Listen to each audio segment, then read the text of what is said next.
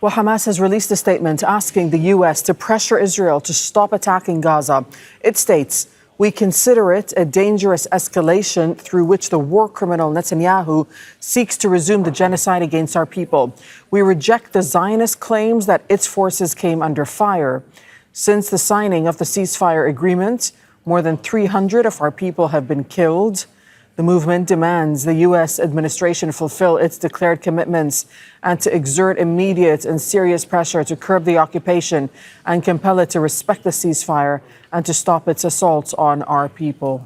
Joining us here is Tamer Qarmout, who's an associate professor of public policy at the Doha Institute for Graduate Studies. Thanks for your time. So given the violence of the past few hours, there must be fears of more violations as well. Despite Trump saying, and I'm quoting him here, while it looks a little bit messy, Gaza is getting very close to being perfected. Darine, it's a very delicate and fragile situation, but we should not lose hope that, to give a chance for these huge momentums that happened over the last month, including the endorsement of Trump's peace plan, and also a UN resolution that endorses the formation of a stabilisation force. It's not an ideal situation for the Palestinians per se, because it will not end their suffering soon or bring justice to them, or even maybe anytime soon lead to a creation of a Palestinian state. But at the same time, it's not good news for Israel, which historically has had upper hands in dictating the politics of this region. But now it has to share decision-making with the US and other powerful international forces. What we see is Israel in a sabotage mood. It's trying to sabotage the arrangements to establish peace in Gaza under the UN security mandate. It is trying to constantly sabotage any peacemaking in Lebanon, and it's also expanding its influence in Syria as well. So this is an angry Israel, an isolated Israel that is now more or less in confrontation with Trump himself. It's just a matter of time. How do you explain then? How do you explain Israel not being held to account? That's a good for question. These breaches? That's a good question, and I think it's just a matter of time before the Israelis get to a point where they have to confront Trump. Trump is betting on a bigger agenda for the U.S. in this region. We see this reapproachment with key Arab states, including Qatar, including Saudi Arabia recently, Egypt.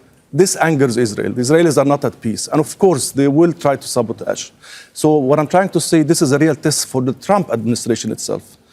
And if Israel continues on this path, in my opinion, it's just a matter of time where we'll see a worsening of relations between the two sides, the Israelis and the Americans, and where it gets to a tipping point where something else has to happen. The Americans have to come in their full weight and to enforce what they have committed themselves to, which is ending the war in Gaza, reconstruction Gaza, and establishing a path for a Palestinian state. That's the U.S. commitment this time. It's not anyone else's commitment. It's a superpower endorsed also by an international UN resolution.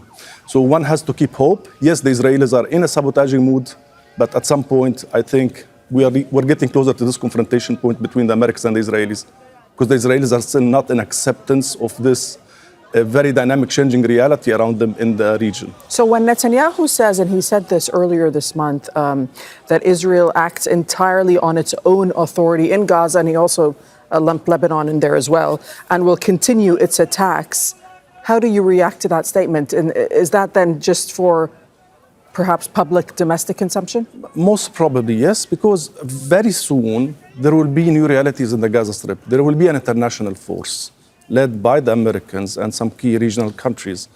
We might envision Egyptian troops, Turkish troops, US troops there. I don't think Israel will have an upper hand to act same way it's acting now. So it's for me, it's Israel like playing in the last round of the game, of the match, to try to sabotage as much as it could to prove that it is relevant so far, and also for internal dynamics. Netanyahu feels isolated because so far, all his big plans have not been achieved in real sense. Hamas is still there. It has to be dealt with. Hezbollah is still there in Lebanon. Yes, the two countries experience horrifying wars, a genocide in Gaza and a constant destruction and attacks on Lebanon. But again, the ultimate goal of the Israelis have not been achieved so far. The main actors are still there on the ground. So it can only be solved through peace, through diplomacy. And I think this is where the Americans are pushing hard, like they want to see this happening. Hamas will not disappear. Hezbollah will not disappear. They are de facto local, powerful actors on the ground. They have to be dealt with in a different way through political means, not through military means. So, and I think this is from the big picture perspective. This is where Netanyahu feels he's restrained and constrained. Trump will say whatever he needs to say to make it hopeful, to make it positive, but at some point now, the real test is coming, because soon we will see direct involvement on the ground. And it's hard for me to imagine Israelis acting the same way when there is a U.S. presence, an international force in Gaza, the same way they're doing it now. Okay, thank you so much, Tamer Qarmout. Thank you for your analysis. Don't miss out. Get the full picture. Subscribe to Al Jazeera for reliable news, expert insight. Like, share, stay ahead.